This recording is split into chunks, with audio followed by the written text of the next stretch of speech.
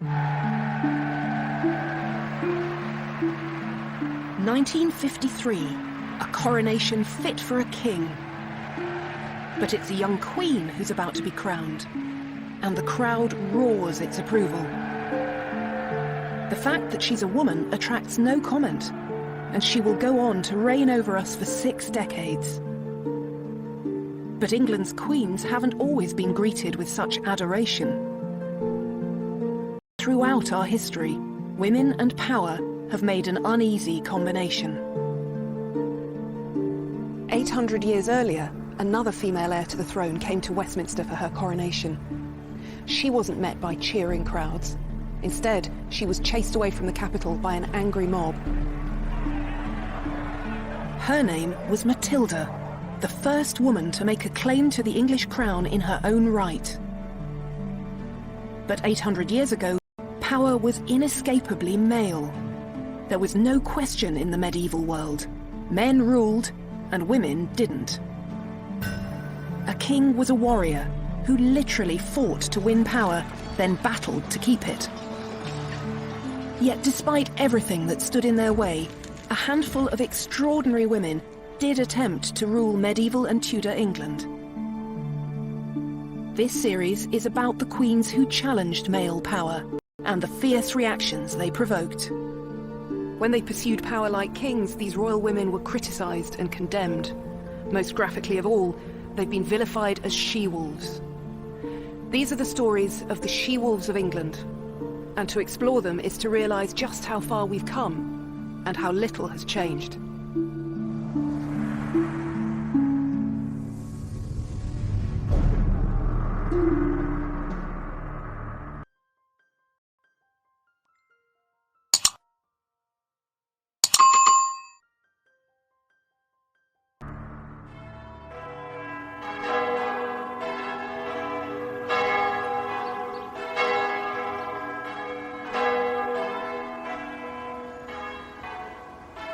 On the 24th of June, 1141, a 39-year-old woman sat down here at Westminster to a sumptuous banquet. It was a feast to celebrate her planned coronation as Queen of England. Matilda, it seemed, was about to become the first woman to rule England in her own right. Matilda was the daughter of Henry I and granddaughter of William the Conqueror, but you won't find her on the roll call of English monarchs. This faint manuscript image is the only contemporary picture of her that's into almost 20 years of catastrophic civil war. Matilda herself has gone down in history as a domineering and destructive woman, perceived by men as a she-wolf, simply because she dared to challenge the assumption that only a man could wear the English crown. And her bid for the throne began with a tragedy, the death of the male heir, her brother William. It happened not in England, but when he and their father were returning from their territory across the Channel in Normandy. This sleepy village, Barfleur in Normandy, was once the greatest port on the Norman coast. It was from here that Matilda's grandfather William, Duke of Normandy, set off to conquer England in 1066. 54 years later, another Norman fleet set out from Barfleur to cross the Channel. At its head was the King of England, Henry I, in his great dragon-headed longship. And behind him, in a newly fitted-out vessel called the White Ship, was his son and heir William, with a large party of young noblemen.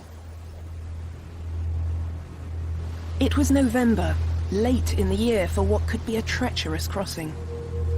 But the water in Barfleur harbour was still and glassy, and there seemed no need for concern. The king set sail first at twilight, to be followed by William and his company of ebullient young aristocrats. But when the White Ship slipped out into the dark water, everyone on board was roaring drunk.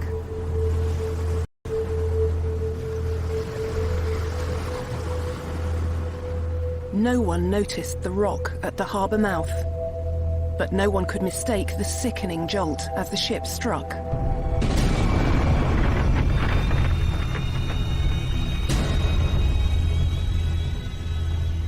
It took only minutes to sink.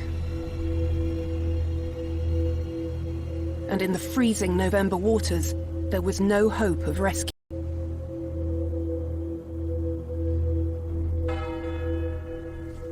the chronicler William of Malmesbury wrote, "No ship that ever sailed brought England such disaster." It was such a calamity that 2 days passed before anyone dared to break the news to King Henry.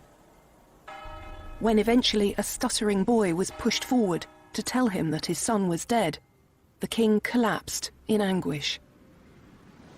It was a personal tragedy, but for a king, the personal was always political, and all Henry's hopes for his country's future had been swallowed by the sea along with his drowned son.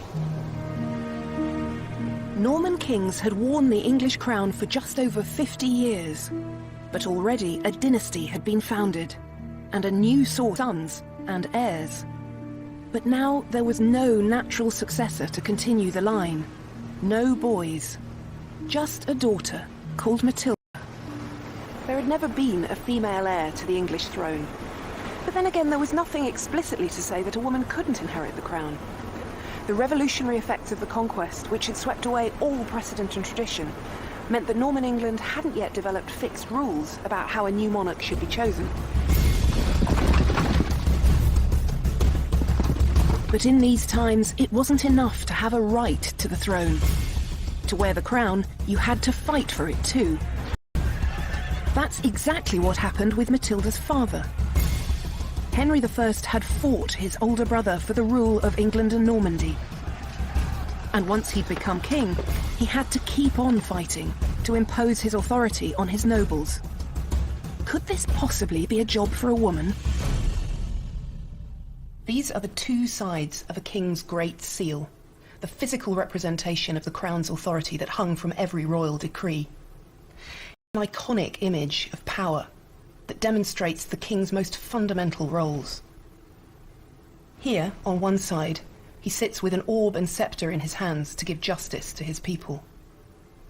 On the other, he rides a war horse with his sword unsheathed to defend his kingdom.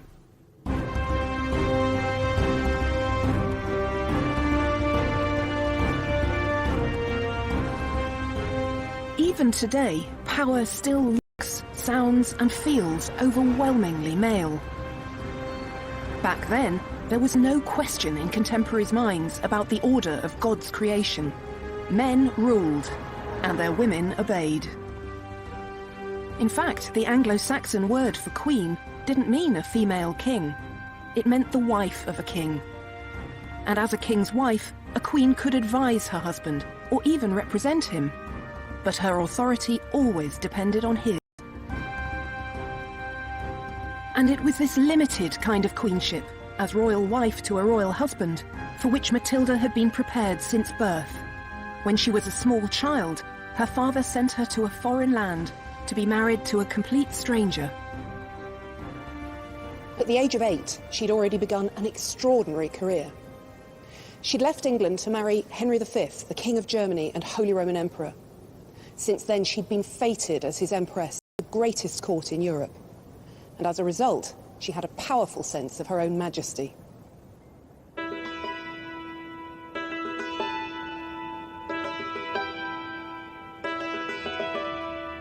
Matilda, 23, her husband died suddenly. And after 16 years abroad, Matilda came home to England. She was Henry's only heir, and he chose this moment to ensure the future of his dynasty. This is Westminster Hall. In Matilda's day, it was probably the largest indoor space in Europe. It still has a daunting grandeur. It was at a ceremony here that Henry promised Matilda a startling new future. He was suggesting that for the first time, a woman could rule in her own right as a female king. On the 1st of January 1127, here in the Great Hall at Westminster, the nobles of Henry's kingdom swore a solemn oath that they would support Matilda's right to succeed to her father's throne. No one tried to argue that a woman couldn't rule. But the likelihood is that the nobles were paying lip service to an idea that they thought would never happen. And Henry had an alternative plan. Matilda was still young. If she could give him a grandson, England might yet be ruled by a king of his bloodline. So once again, he sent her away to be married. She might have been promised a powerful future, but for the moment, she was still her father's pawn. Since the conquest, the kings of England had ruled both England and Normandy. But this new Anglo-Norman realm was difficult to hold together. One way to defend it was to create alliances through marriage. Henry chose as Matilda's bridegroom Geoffrey of Anjou, whose lands to the south of Normandy could protect Henry's borders.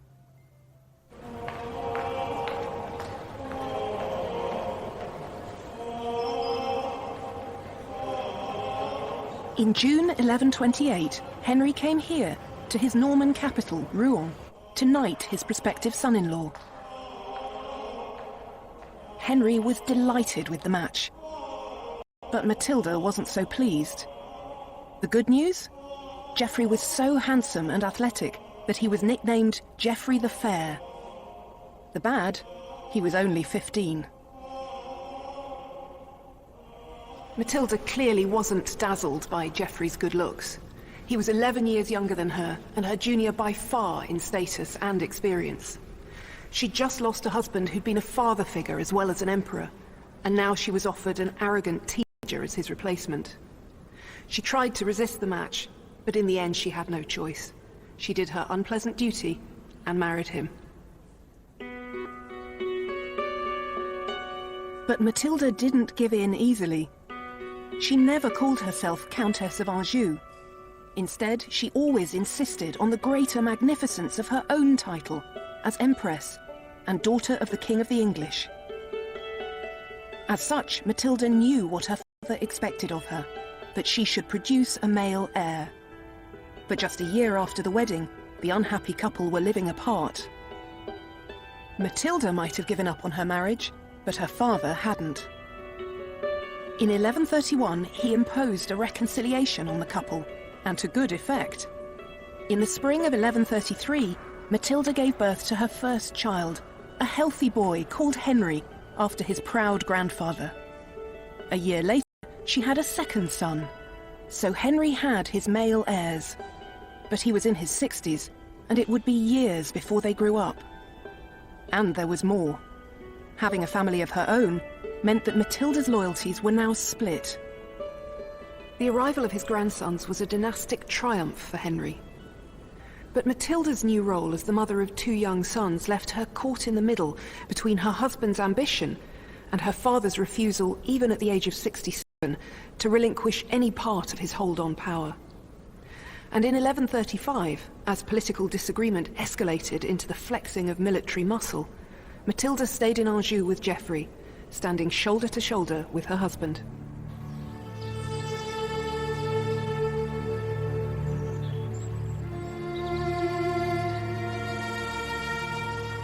But just as Matilda was fighting for power for her husband, she was suddenly offered power in her own right. Her father Henry was taken ill on a hunting trip in November 1135. Knowing that his grandsons were not yet old enough to succeed him, as Henry lay dying, he insisted that the nobles abide by the agreement they'd made 8 years earlier to allow Matilda to rule. And as soon as the news of her father's death reached her, Matilda made her first move in becoming queen. She rode north to seize control of Argentan, an important fortress that was crucial to the rule of Normandy. But then she went no further. She discovered she was pregnant.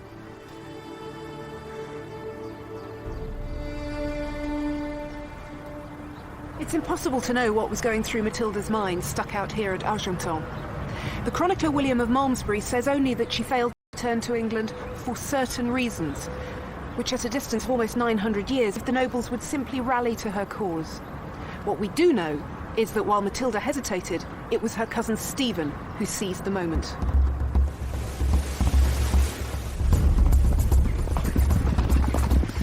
Stephen was a powerful man and an effective soldier. He rode to Winchester, where his brother was bishop, and had himself crowned king. For Matilda, this was a shocking betrayal. Stephen had been among the nobles who had sworn allegiance to her when her father was alive. Matilda believed absolutely in her right to the throne. But her big mistake was to assume that others did too. Male might, it seemed, still overcame female right. According to a chronicle known as the Gesta Stephani, the deeds of Stephen, there was no one else at hand who could take the king's place and put an end to the great dangers threatening the kingdom. This is hardly an impartial account. It was written by a monk with close ties to Stephen's court, and Stephen is the hero of the story. Unfortunately, no one was writing Matilda's story. Stephen's masterstroke was his speedily arranged coronation. Once God had made him king, no man, let alone a woman, could undo it. Stephen's kingship had taken effect in the moment he was anointed with holy oil. But in that instant also lay the seeds of civil war. Two different forms of royal legitimacy now stood in opposition to one another. Matilda was the only legitimate child of the previous king, and the nobles had sworn allegiance to her as his heir. But Stephen had just been anointed and crowned as Henry's successor. Victory for one now meant defeat for the other.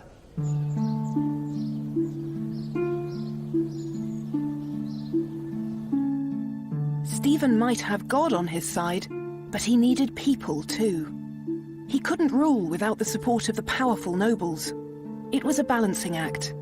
They would help the king keep order in the kingdom and defend it from attack, if he offered leadership and security. And this is what Stephen appeared to be doing. So one by one they rallied to his cause.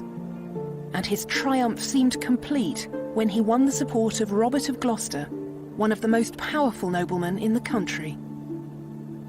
Hundreds of miles away in France, Matilda's cause seemed lost.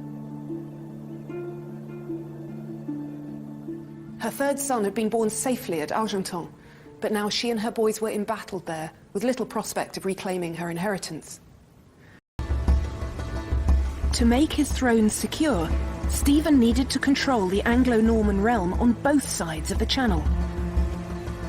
But while he established his rule in England, it took him more than a year to cross the Channel to France.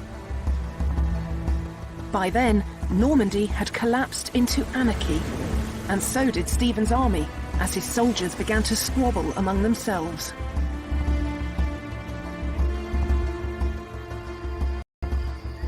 At her base at Argenton, news reached Matilda that Stephen's campaign in Normandy was disintegrating into chaos. Most significantly of all, the uneasy alliance between Stephen and Robert of Gloucester began to fall apart. And in June 1138, in a dramatic about-turn, Robert declared his support for Matilda. At a stroke, her position was transformed. Matilda now had a route to England and the throne. Robert's lands in Normandy gave her a safe corridor to the coast. Stephen was still the anointed king, but for the first time, cracks were beginning to appear in his regime. How far would Matilda go to fight for the crown that she believed was hers? It was becoming clear that Matilda herself would have to stand at the centre of the campaign to secure her inheritance. Her uniquely royal blood, despite the female body in which it was housed, represented the only hope of challenging the sanctity of Stephen's coronation. And so, in 1139, Matilda set foot on English soil for the first time in 8 years. She came here, to Arundel Castle. News quickly reached Stephen of Matilda's arrival, and he lost no time in marching an army to Arundel's gates. For once, Matilda's sex worked to her benefit, not her disadvantage. She was the daughter of a king, the widow of an emperor, and Stephen's own cousin. Attempting to wage war on a woman of such exalted status would be a profoundly risky business. So Stephen was reluctantly persuaded to allow Matilda to leave Arundel. This played straight into Matilda's hands. She immediately went to Bristol, where Robert of Gloucester waited in his fortress. While Matilda's forces were still smaller than Stephen's, support for her was growing. Men who had wavered in their loyalty to Stephen now had the royal figurehead they needed. And while Matilda's forces had no chance of overwhelming Stephen's army head-on, they did find a way to wear him down with feints and lightning strikes, a kind of guerrilla warfare that kept Stephen on the back foot. Civil war raged in England, and it took an immense toll on the country. The countryside was plundered and reduced to blackened earth by hostile troops.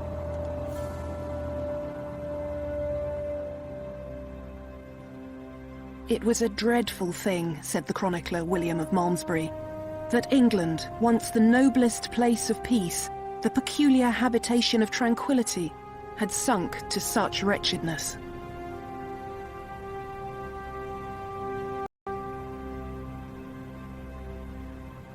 But out of that wretchedness would come the moment of Matilda's greatest triumph. In February 1141, in vicious fighting at Lincoln, troops loyal to Matilda defeated Stephen's army and took the king prisoner. It had been 5 years since her father's death, but now the throne was within her reach for the first time. Now Matilda knew she needed the church and the people to recognize her as queen. She couldn't undo Stephen's coronation, but she could try to supersede it with one of her own. And she found an unlikely ally in the man who had orchestrated Stephen's coronation.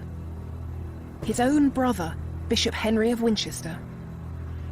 Matilda cleverly promised Bishop Henry first place among her advisors, and in return, he rallied the church to her cause. In April 1141, Bishop Henry convened a special council of the church at Winchester. Among those who attended was the chronicler William of Malmesbury. This is a translation of William's chronicle, and it's an extraordinary thing, more than 800 years later, to read an eyewitness account. It turned out that the bishop was a master of political spin. He explained to the council that when King Henry died, he had left his crown to his daughter. But, he said, because it seemed tedious to wait for the lady, who made delays in coming to England since her residence was in Normandy, thought was taken for the peace of the country, and my brother allowed to reign. This was a piece of breathtaking revisionism, but the bishop didn't stop there. Stephen, he declared, hadn't brought peace and justice to England, and he was now a prisoner. So the English church spoke in the voice of Bishop Henry. We choose as Lady of England and Normandy the daughter of a king who was a peacemaker, a glorious king, a wealthy king, a good king, without peer in our time, and we promise her faith and support. This was a victory that Matilda had fought for 6 long years to achieve. So here at Winchester, Matilda was recognised as England's lady, domina in Latin. What that meant was that she would have dominion, power or lordship, of the kind that her father had enjoyed. And once she was anointed and crowned, she would become a new kind of queen, one who would rule in her own right. Matilda began to prepare for her coronation. She was on the brink of becoming England's first female king. But as she began to act like England's new ruler, it became clear that she still had a battle to fight. As the chronicles written at the time reveal, when the great men of the kingdom began to be confronted with the reality of female rule, they didn't like what they saw. She was lifted up into an insufferable arrogance, and she alienated the hearts of almost everyone. She had brought the greater part of the kingdom under her sway, and on this account she was mightily puffed up and exalted in spirit. She at once put on an extremely arrogant demeanour instead of the modest gait and bearing proper to the gentle sex, began to walk and speak and do all things more stiffly and more haughtily than she had been wont, to such a point that soon, in the capital of the land subject to her, she actually made herself queen of all England and gloried in being so called. This has become the defining account of Matilda's difficulties at this crucial moment. She was just too arrogant to make a success of ruling. But there's more going on here than a previously undetected character flaw. Matilda was trying to become Queen of England, Not in the conventional sense of a king's wife, but in the unprecedented form of a female king. And kings didn't deport themselves with a modest gait and bearing. They had to be commanding and authoritative. But when Matilda tried to do that, she was seen as unnaturally domineering. The great men of the realm couldn't believe that a mere woman wouldn't take their advice without question. And as the rumblings of discontent grew louder and louder, medieval spin doctors went to work.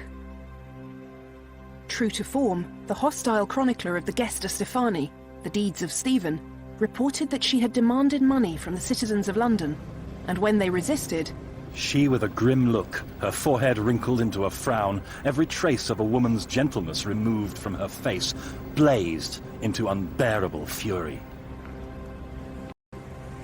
Stephen was still a prisoner, but troops loyal to his cause began to ravage the lands south of the Thames, just across the river from the City of London.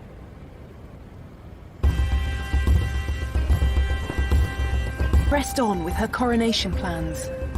She was so close to her moment of triumph, but at the last moment, everything began to unravel.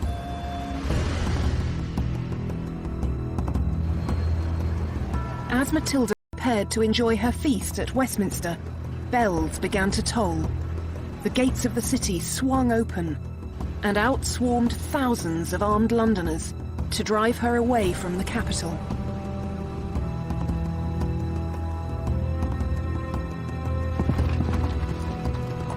All Matilda's hopes of being crowned queen were trampled into the dirt, along with the feast she had left behind.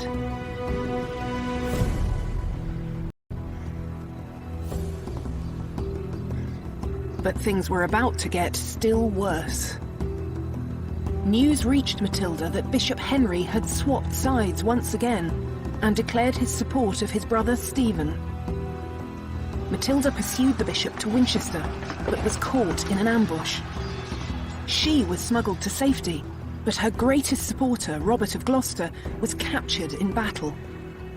Without him, she knew she could never hope to win, so she bought his freedom. But the price was high. She had to release her most valuable prisoner by far, her rival, Stephen. Still, she fought on, and in September 1142, Matilda was besieged by Stephen's forces in the burned and blackened city of Oxford. For 3 months she held out, but just before Christmas, she decided to risk everything in one last effort to escape. Matilda's escape from Oxford is the most famous, the most daring, and certainly the bravest moment of her life. In the cold and dark, with a bodyguard of just 3 trusted soldiers, she left Oxford Castle by a small side gate. Wrapped in white cloaks as camouflage against the snow, they walked silently across the frozen river. An army surrounded the castle, but no one saw them pass. They trudged 7 miles through the drifting snow before they found horses to carry them to safety.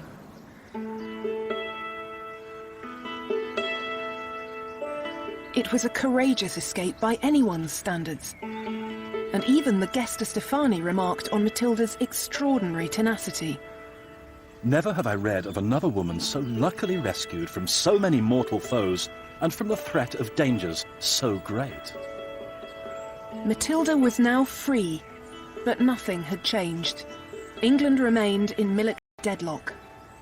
It was time to develop a new game plan. As the destructive stalemate continued, Matilda could be. But she was the mother of a son, Henry, and he was an entirely different prospect. Matilda recognised that the battle she now faced was to win the crown for her son, not to wear it herself.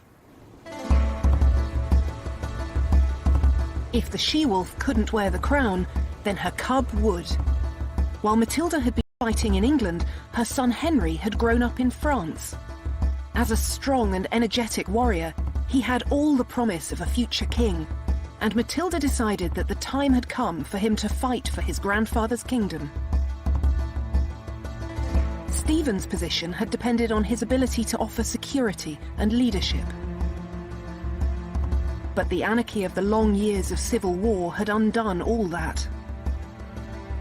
According to the Anglo-Saxon Chronicle, England's people felt abandoned by God, saying that while they suffered, Christ and his saints slept. And so, in the face of dwindling support, Stephen was forced to agree a compromise.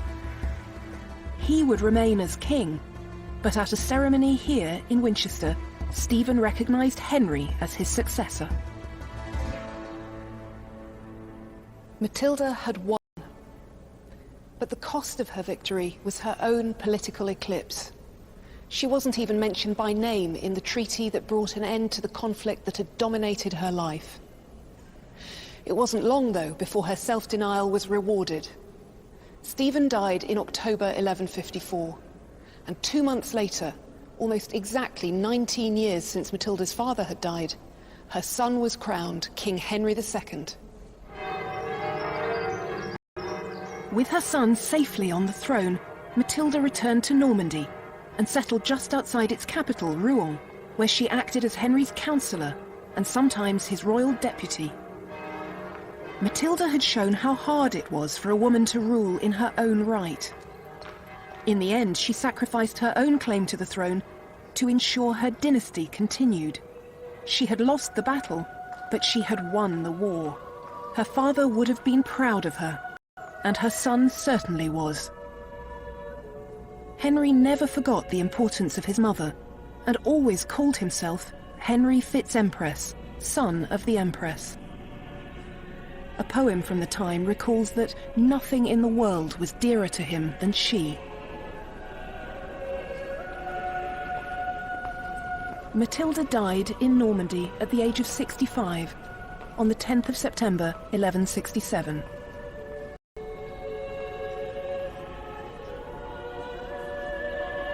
Political pragmatism that made her son king. These Latin verses were later inscribed on her tomb. Ortu magna, viro maior, sed maxima partu, hic jacet Henrici filia, sponsor, parens. Great by birth, greater by marriage, but greatest in her offspring. Here lies the daughter, wife, and mother of Henry. Her son's triumph was the vindication of everything she'd done, but the price to be paid for that victory was her disappearance between the lines of her own epitaph. This was the price that Matilda paid for being a queen who dared to believe she might act like a king. And still the question remained, would a woman seeking this much power always face such outrage?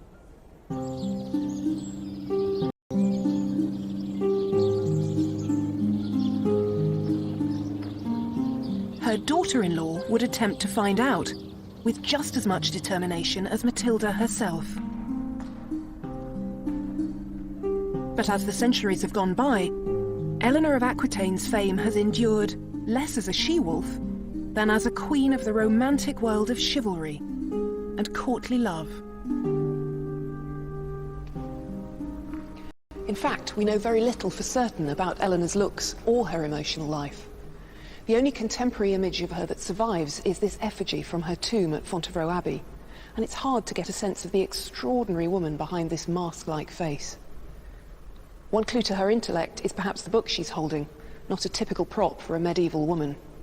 But then Eleanor wasn't typical in anything she did.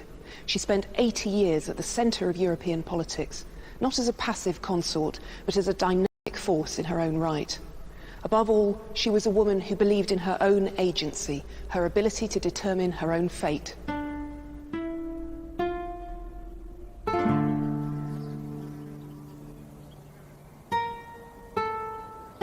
Eleanor's childhood was spent in Poitiers, one of the great cities of her father's Duchy of Aquitaine. In her day, it had a reputation as a place of poetry, romance, and wit. It was a flamboyant and sophisticated court for a girl to grow up in. This exquisite church, with its elaborate carvings and richly painted walls, gives us a rare glimpse into the sumptuousness of Eleanor's early life. But at the age of 13, she was abruptly taken away from all this. The beginning of Eleanor's life was entirely conventional for an aristocratic heiress. Just like Matilda, but Eleanor made a particularly powerful match. her new husband was heir to the French throne. And within days of the wedding, the old king died. Now, at the age of only 13, Eleanor was Queen of France, wife of King Louis VII. Louis, who was unworldly and young for his years, was puppyishly devoted to his beautiful wife. Eleanor was much less impressed. According to later gossip, she said he was more monk than king. Eleanor's role as consort was to give Louis an heir.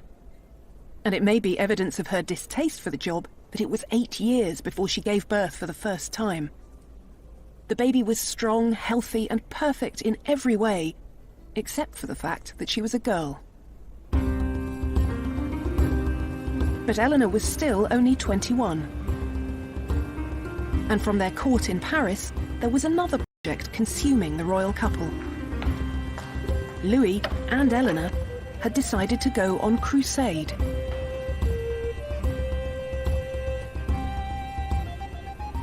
Here at Saint-Denis, in June 1147, Eleanor knelt to receive the Pope's blessing during the Crusade's elaborate send-off, and she almost fainted on a suffocatingly hot day.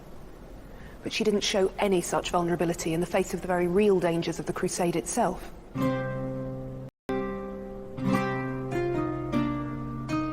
Eleanor and Louis were joining the great battle between the Christian West and Muslim East to win control of Jerusalem and the Holy Land. This adventure was the first sign that Eleanor was not going to be a conventional wife or queen. A crusade was not to be taken lightly, a treacherous journey across thousands of miles to face dangers of landscape, climate, disease, and war. Ironically, though, the greatest threat to France's queen wasn't her position near the front line, but a personal scandal. Eleanor and Louis made their way across Europe.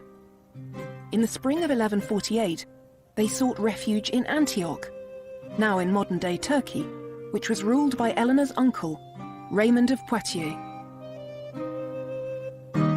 According to one chronicler, Raymond was the handsomest of the princes of the earth, and Eleanor delighted in his company. Soon the intimacy between them began to spark scandalous gossip that raced across Europe. This was a dangerous moment for Eleanor. She was suspected of having an incestuous affair with her uncle. Bad enough, you might think. For a queen, however, adultery was also treason. When Louis decided to leave Antioch, Eleanor astonishingly refused to go with him. And when he tried to insist, she showed just how far she was prepared to go to escape him. Eleanor decided to use church law to claim that her marriage was invalid. In theory, the church banned marriages where a couple shared an ancestor within the previous 7 generations, as Eleanor and Louis did. But this was a law that the powerful could always get permission to ignore. According to the chronicler John of Salisbury, when the king made haste to tear her away, she mentioned their kinship, saying it was not lawful for them to remain together as man and wife, since they were related by the 4th and 5th degree. The reality was that church law was used by powerful men to get rid of wives who were no longer politically convenient. And it seemed that Eleanor didn't see why she shouldn't use it too. But Eleanor found that the king's power was greater than hers. Louis wasn't prepared to let his queen go, and she was forced to leave Antioch with him. In 1149, the failed crusade trailed home, and for the next 2 years, Eleanor didn't waste her energy by struggling further. She remained dutifully in Paris, and in 1150, she gave birth to another daughter. But then she encountered the man who would change the whole course of her life. This man was Matilda's son, Henry, future King of England, and in 1151, peace talks brought him to Paris.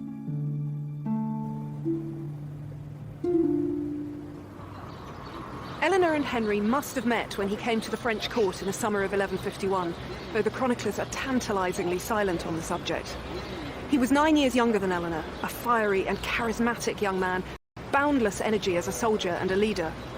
And just 7 months later, the difficulties in Eleanor's marriage erupted into the open once again. This time, it was Louis who had given up the fight to keep his wife by his side.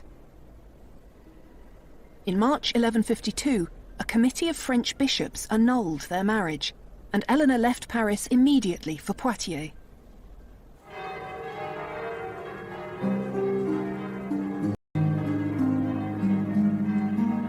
Just 8 weeks and 2 days after her divorce, she married Henry. In doing so, she changed the balance of power in Europe. Eleanor had inherited the vast Duchy of Aquitaine from her father, and by adding this that stretched from the Pyrenees to the Scottish borders. Eleanor had already shown that she would determine her own future. But now, in her second royal marriage, she found she wasn't the strongest female influence in her husband's life. That role went to her new mother-in-law, Matilda. We don't know anything about the relationship between these two formidable women. But what we do know is that while Eleanor did her duty as Henry's queen, producing 8 children in 15 years, it was Matilda who was the elder stateswoman in his government. That was to change in 1167, when Matilda died less than a year after the birth of her last royal grandchild. Now, at the age of 43, Eleanor's political career was about to begin in earnest.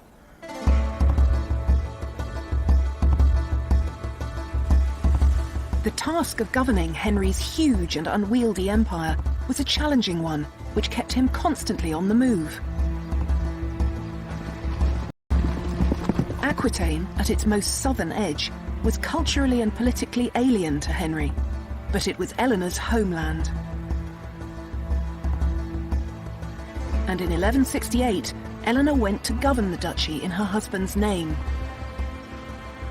For Henry, this was a matter of political strategy, but for Eleanor, an opportunity and a welcome homecoming.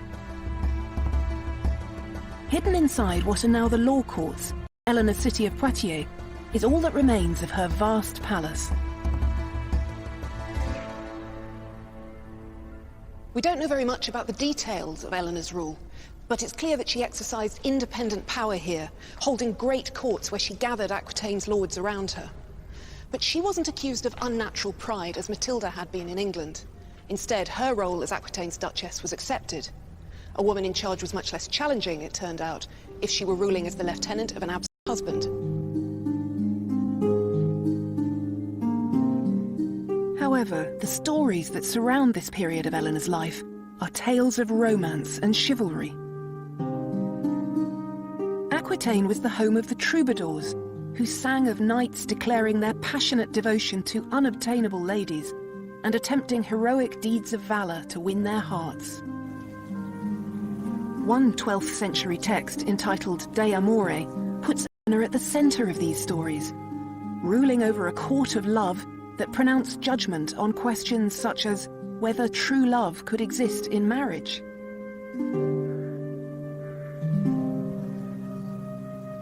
Idea has persisted so powerfully. How much easier to think of Eleanor as the queen of romance, concerned with emotions, not politics. But what Eleanor did next, I think, demonstrated in the most dramatic way just how important power was to her.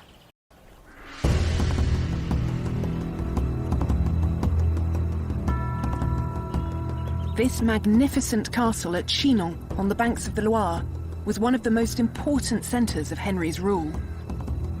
It was also the setting for what was to be Eleanor's most assertive bid for power.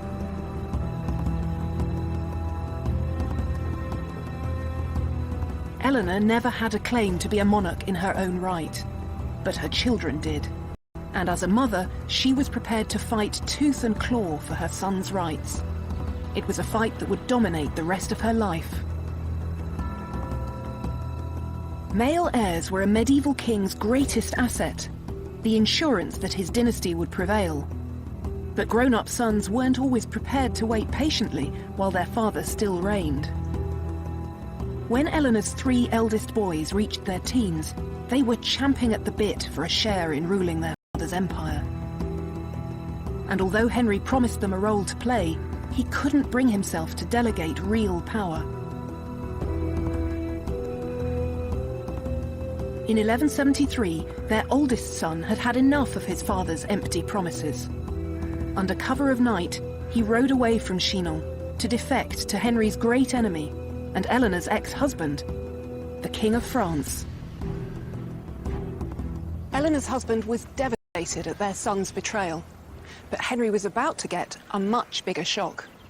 When he sent for his wife and his younger sons, he discovered that Eleanor and the boys had also left for Paris.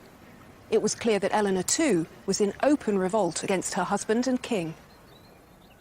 Why did Eleanor turn on her husband?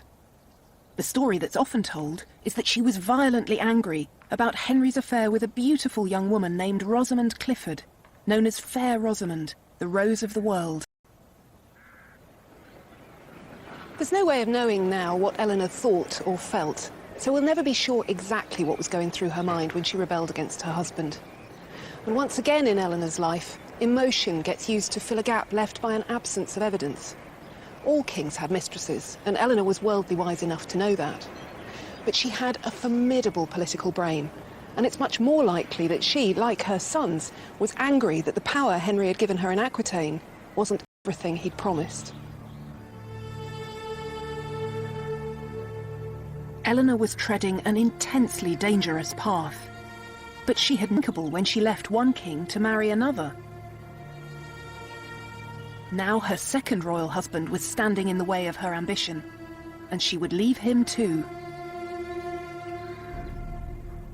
Sons rebelling against their father were a cause of outrage and sorrow, but the 12th century had seen it all before. A wife rebelling against her husband was a new and profoundly alarming phenomenon. One chronicler scoured his archive to find more than 30 examples of sons taking up arms against their father, but not a single precedent of a queen in revolt against her husband. In a public letter, the Archbishop of Rouen told Eleanor that she threatened the very fabric of society. "Man is the head of woman," he said. "We know that unless you return to your husband, you will be the cause of a general ruin."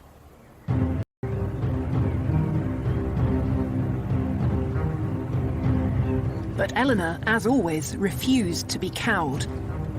She set about mustering support from the disaffected lords of Aquitaine, who were always ready to resist Henry's rule. Finally, she rode north to join her sons. But she never arrived. She was captured on the road by her husband's forces. According to one chronicle, they found her disguised as a man. With Eleanor captured, the boys were no match for their father. By the autumn of 1174, they had no choice but to throw themselves on his mercy. Henry was generous in victory and offered his sons peace with honour. To Eleanor, he was not so magnanimous.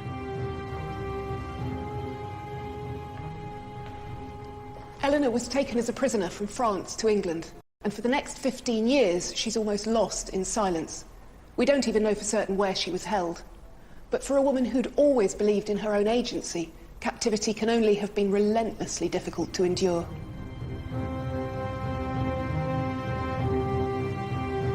Eleanor was blamed for their family's descent into civil war. But during the 15 long years she was kept under lock and key, they kept on fighting. It was a conflict that claimed the life of her eldest son. And it didn't stop until 1189, when at the age of 56, in his fortress of Chinon, Henry II died. His body was taken to Fontevraud Abbey, 10 miles westward along the Loire River. His heir was his second son, Richard, Eleanor's favourite child, who would one day be known as the Lionheart. It was dusk when Richard stepped into the church, England, that his mother was now a free woman.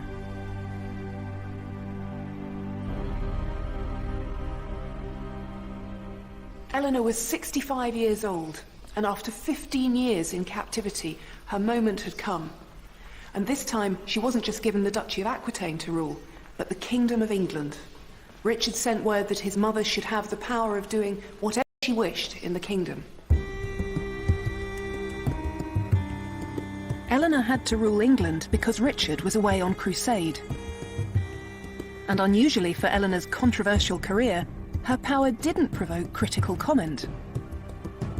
It seemed that a Queen Mother ruling on behalf of her son, the King, was infinitely more acceptable than a queen ruling in her own right. To establish her son's new regime, Eleanor travelled from city to city and castle to castle at the head of her queenly court, an unusual adjective for the chronicler Roger of Howden to choose, but one that emphasised the rare spectacle of a woman alone at the helm of English government. And she had to do the job for much longer than anyone had anticipated. On his way back from the Holy Land, Richard was captured and spent more than a year behind the walls of a German castle. It was Eleanor who kept the peace in England during his absence, and Eleanor who raised the ransom that eventually bought his freedom. When Richard died in 1199, struck by a stray arrow at a siege in France, it was Eleanor who secured the succession of her youngest son, John.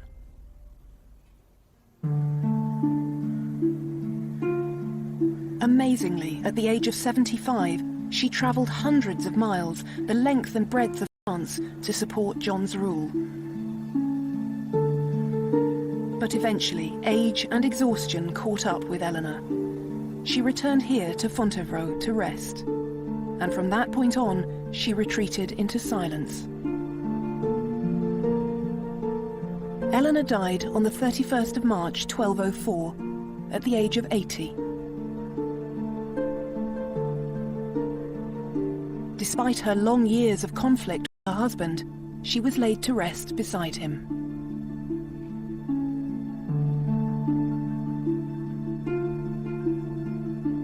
Matilda and Eleanor both believed in their right to rule for themselves. Matilda got to the very brink of her own coronation as Queen of England. And when Eleanor's power and autonomy were threatened, she went so far as to lead a rebellion against her own husband. But in practice, it turned out that the sight of a woman pursuing power for herself caused consternation. In the next programme, we meet the queens who inspired that title in literature. One accused of murder, the other of plunging the country into the Wars of the Roses, Isabella and Margaret each fought for power in one of the most brutal periods of English history.